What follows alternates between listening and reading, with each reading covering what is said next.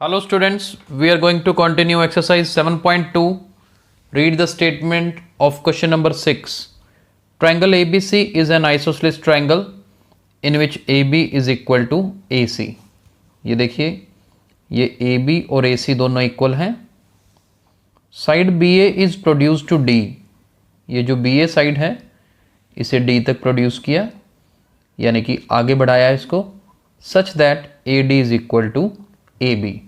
ये AD और AB दोनों क्या हैं, इक्वल है, यानी कि A जो है BD का मिड पॉइंट हो गया. Show that angle BCD is a right angle. Angle BCD यानी कि ये पूरा एंगल BCD जो है इसे 90 डिग्री प्रूव करना है, राइट. तो चलिए प्रूव करते हैं. बहुत इजी है, मुश्किल नहीं है. बड़े ध्यान से देखिएगा जी. सबसे पहले तो हमारे पास देखो, मैं इस एंगल का नाम 1 दे रहा हूँ और इसका नाम 2 दे रहा हूँ, क्योंकि हमारे पास देखिए AB और AC ये दोनों इक्वल गिवन है ना. तो एक ट्रायंगल में जब ये दो साइड्स इक्वल हैं तो इसका मतलब एंगल 1 किसके इक्वल होगा, एंगल 2 के. रीजन थ्योरम हमने पढ़ी है, angles opposite to equal sides are equal. इसे मान लीजिए नंबर 1. अब देखिए AB AC के इक्वल है. एक बार मैं फिर से लिख रहा हूं. Now AB is equal to AC and AB is equal to AD. AB AC के भी इक्वल है, AB AD के भी इक्वल है. ये दोनों चीज़ें हमें गिवन है.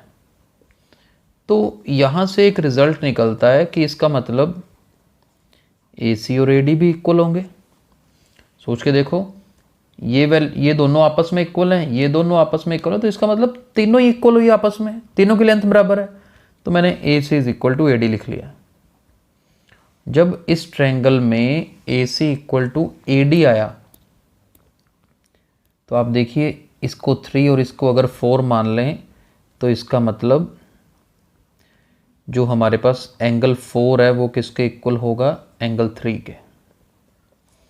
ये 4 और 3 दोनों इक्वल हो जाएंगे. रीज़न सेम, मैं दोबारा नहीं लिख रहा हूँ, आपने एज इट इज़ लिखना है जो ऊपर लिखा है हमने, राइट. तो यहाँ तक बिल्कुल आसान है. अब एक हमने फर्स्ट इक्वेशन सपोज कर लिया, एक को सेकंड. इसके बाद क्या करना है, इन दोनों को ऐड कर दीजिए. Adding first and second. इनको ऐड करने का मतलब है लेफ्ट साइड लेफ्ट में ऐड होगी, 1 एंगल 4 में ऐड हो जाएगा, राइट साइड वाला 2 एंगल 3 में ऐड हो जाएगा. अब देखो 1 प्लस 4, देखो 1 की जगह पर एंगल B लिख सकते हैं ना,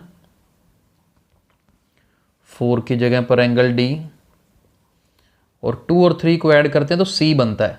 लेकिन मैं C लिखने के बजाय पूरा BCD लिख रहा हूँ.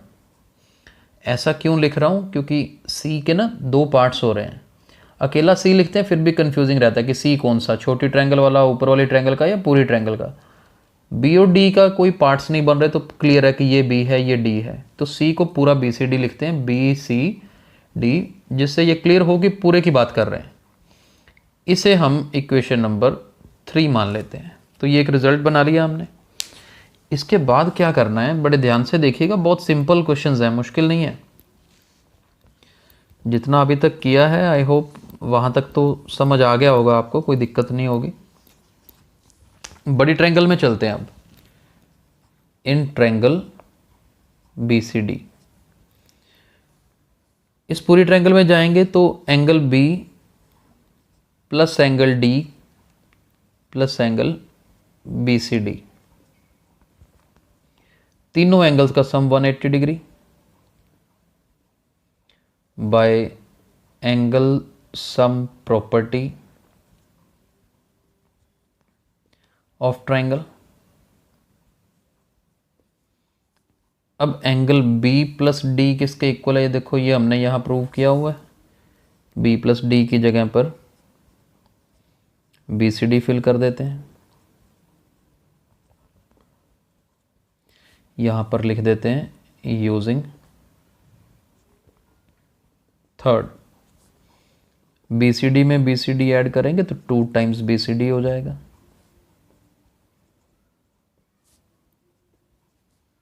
तो यहाँ से एंगल BCD किसके इक्वल आएगा? 90 डिग्री। तो देखो यही हमने प्रूव करना था, कोई मुश्किल नहीं है। आई होप समझ आ गया होगा। Let's move to next question.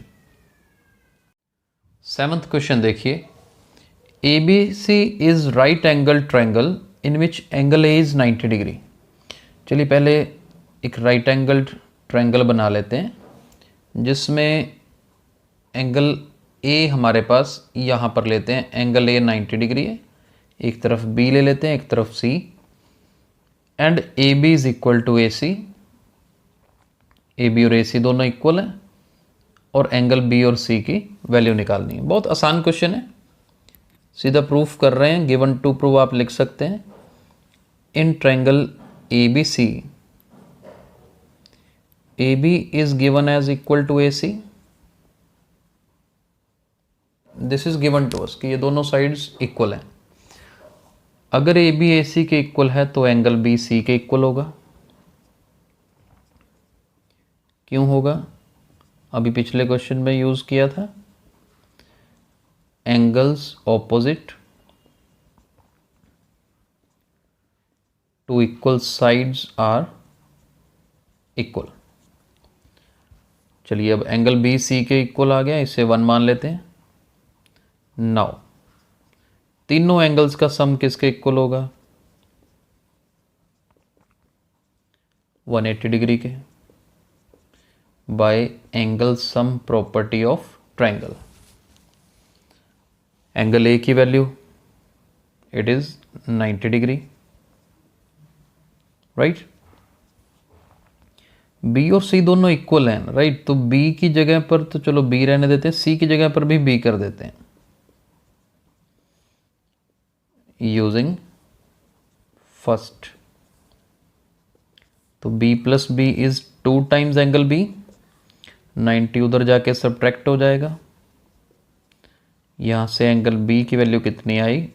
45 degree. देखो एंगल B का हमारे पास 45 डिग्री आ गया। सिंस क्योंकि एंगल B तो C के इक्वल है, इसका मतलब